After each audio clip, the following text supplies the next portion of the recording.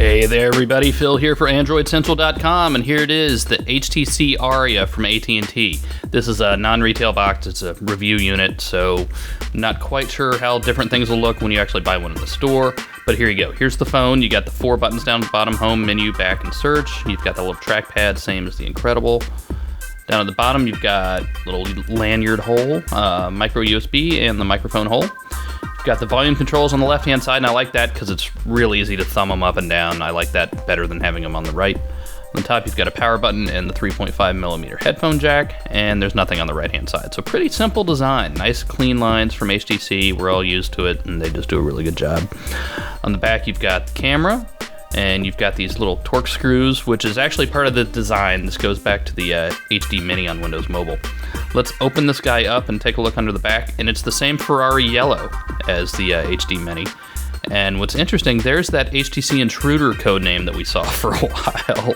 So that's obviously where that came from. So now we've got that figured out. The Aria is in fact the Intruder, and the Intruder won't be some other phone. So that's good to know. All right. Now let's take a look in the box. Again, you'll probably have some documentation when you buy this from the store, but there's the battery, and we'll pop this guy in there and get it booted up for you.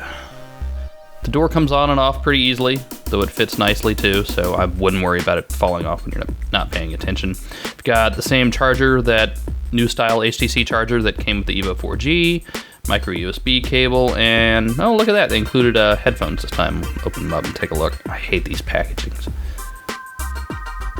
There we go, let's see. Now you see the phone booting in the background. It will take a couple seconds because it's first boot, so it's going through a lot of stuff. AT&T World Phone, you see it says that. AT&T is in fact, GSM, as everybody knows, so you can take this thing overseas.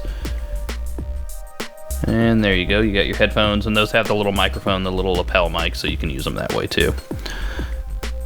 Well, let's zoom in here, we'll see how long it takes to get going. First boots are always the longest, right? As long as we're waiting, let's take a look at it next to the couple other phones. Here's the Nexus 1. Much larger screen at 3.7 inches versus the 3.2 on the Aria. There you go, side by side, you can really tell the difference. And here's the big daddy, the Evo 4G. Oh, focus. There we go, sorry about that. And look at that. The Evo is just ginormous. What are you gonna do, right? Oh, that's cute, that's nice. Let's turn the screen on and really give it a look. Oh, humongous, look at the size difference. So I guess you really have to say that anytime you're comparing anything to the Evo, don't you? So there you go. And let's see, I think we've got one more laying around here. How about the Droid? A little bigger, yep. So the Aria is not a big device. It feels good in the hand though. It's small, but it's comfortable. It's got soft grip, paint, rubberized stuff that we've come to know and love. I like that a lot. And it really does fit in your hand quite nicely. So we're still booting up. We'll zoom back in here and take a quick look at the software. First boots are always the longest, and then there'll be a little setup, of course, so tell you what, we'll come right back here in a second once we get going.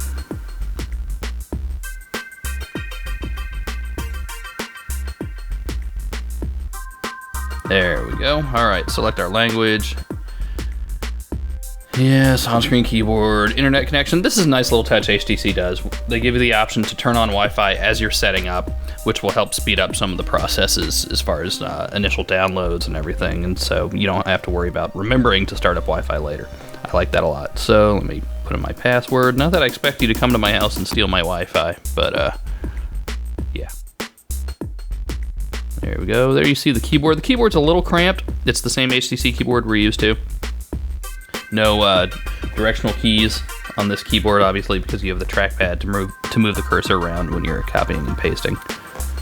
So it's a little cramped, but it is usable.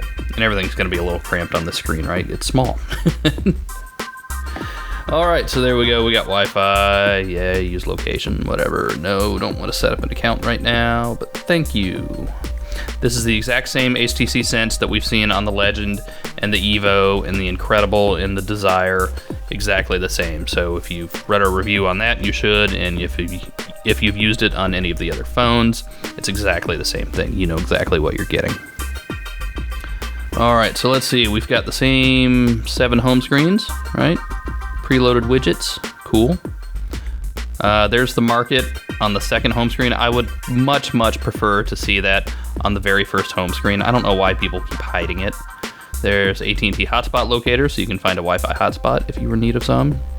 AT&T Nav and AT&T Maps, those are both based off Telenav. Very nice service, we like them a lot. There's AT&T Navigator. Let's see what else we got. We got YP Mobile, cool. Nice addition. And there it is. Another reason to turn on Wi-Fi at first, right? Okay. And there you go. Same old favorites widget. You've got scenes like you do on the other phones, so you can kind of save the state of your home screens if you want, or load up different ones. Let's dive into the settings real quick and see what we have. And software information. Firmware version 2.1, update 1, so that's it. You're running Android 2.1. We would assume this would get a Froyo update at some point in time. And something else I want to look at. Ooh, did you catch it? There's something missing there. Side-loading apps isn't gonna happen.